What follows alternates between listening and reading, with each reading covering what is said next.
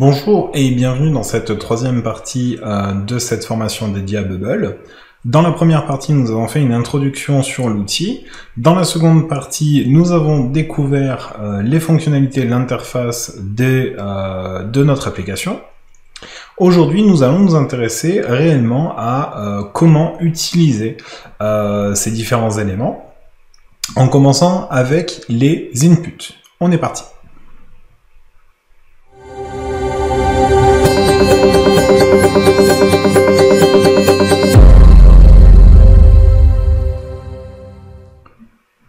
Alors, la dernière fois, on s'était laissé sur notre application. On va y retourner tout de suite et on va démarrer tout de suite avec les inputs. Alors, les inputs ou du coup les champs vont être utilisés afin d'enregistrer des informations dans notre base de données. Ces informations, elles peuvent avoir plusieurs types. Elles peuvent également être une liste.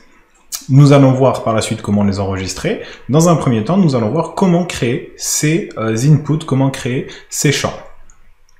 Alors, pour ça, je vais créer une nouvelle page, ce qui va me permettre de partir de zéro, et on va pouvoir construire un formulaire dans lequel on va pouvoir enregistrer un nouveau contact.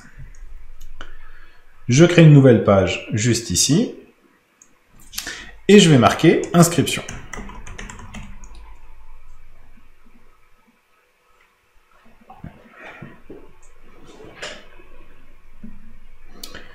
Au niveau de mes champs, au niveau de mes possibilités, ici je retrouve le input form qui est du coup l'intégralité de la liste des champs qui sont disponibles de base sans avoir installé d'autres modules. On peut installer des modules qui permettent d'avoir de nouvelles fonctionnalités, de nouveaux types de champs.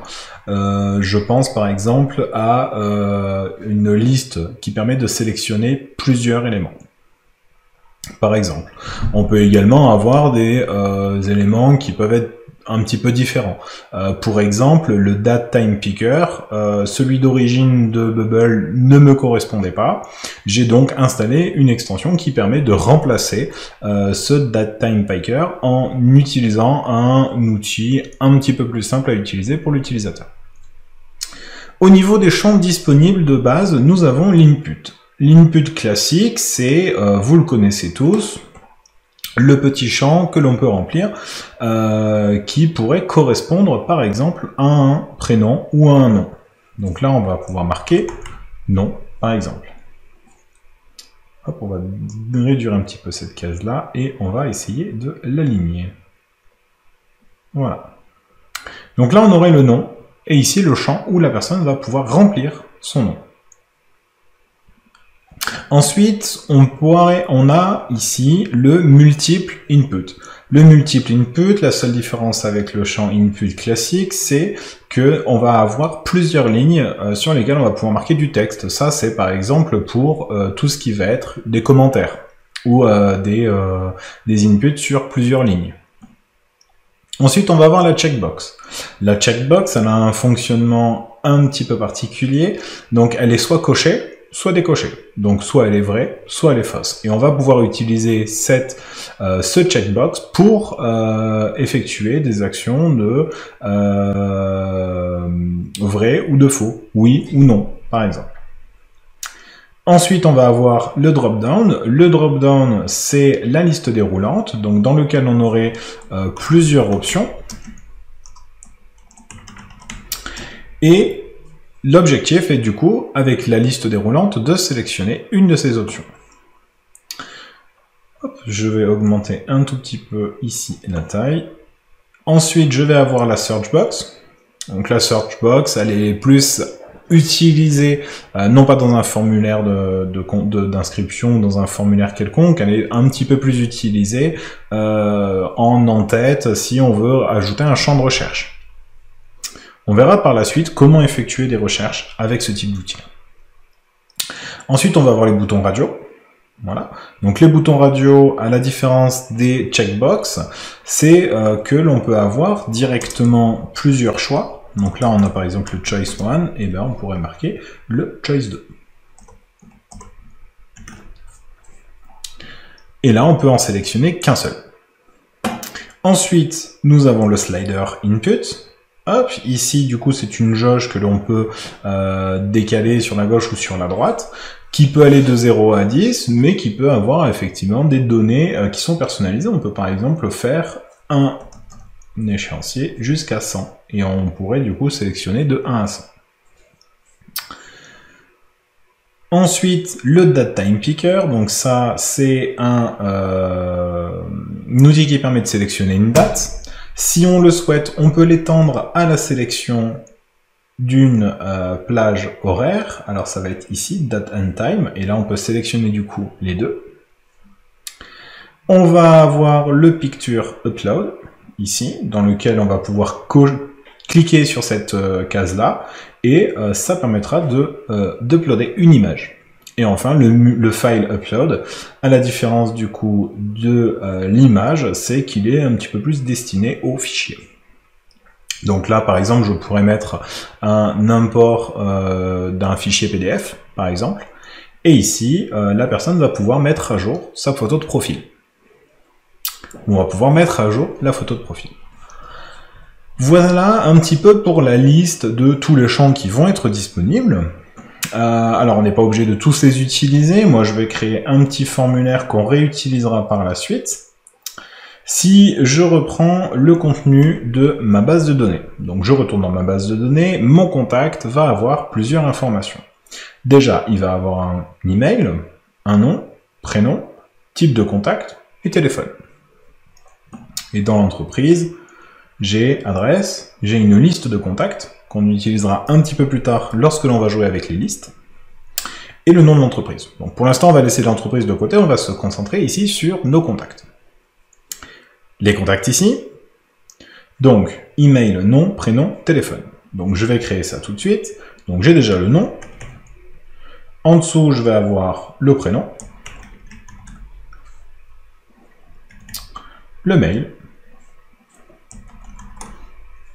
et enfin l'adresse, enfin le téléphone. Voilà.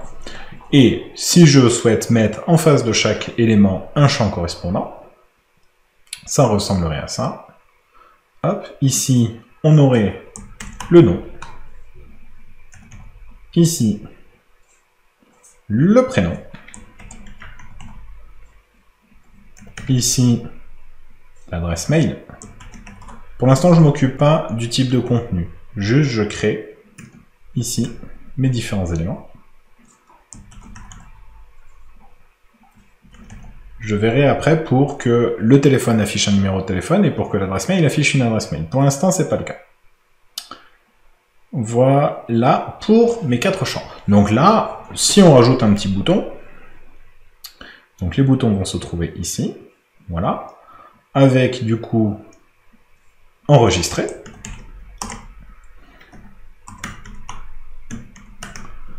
Hop, ici, je vais pouvoir, grâce à mon workflow, quand ce bouton-là est cliqué, je vais pouvoir enregistrer tous ces champs.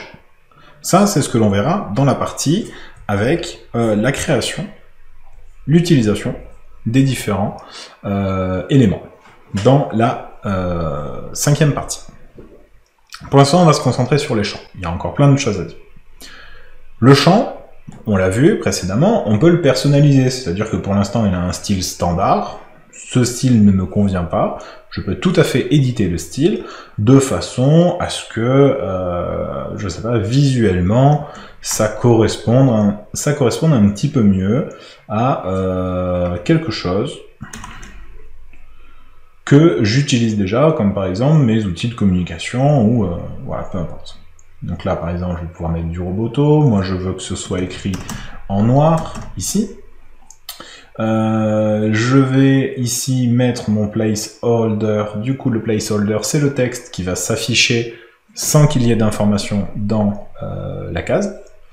Et enfin, le background color ne m'intéresse pas, moi je veux que ce soit blanc. Et à la limite, on peut laisser la petite bordure, mais je ne veux pas de bordure arrondie, je veux une bordure carrée. Voilà un petit peu à quoi ça ressemblerait maintenant. Voilà, donc ça peut un petit peu mieux correspondre à mon style. Pareil pour les textes ici, on l'a vu, on va pouvoir éditer la forme et on va pouvoir aligner verticalement, ce qui fait que ici, voilà, les deux sont alignés, c'est un petit peu plus simple. Voilà pour la partie input. Ce que l'on peut dire d'autre, donc on va pouvoir appeler une donnée à l'intérieur, ça c'est ce qu'on verra juste après, dans l'affichage des informations de la base de données. On va également pouvoir ici mettre du contenu par défaut. C'est-à-dire que mon adresse mail, ici, dans mon content format, je vais pouvoir lui dire, ok, moi j'attends ici une adresse mail.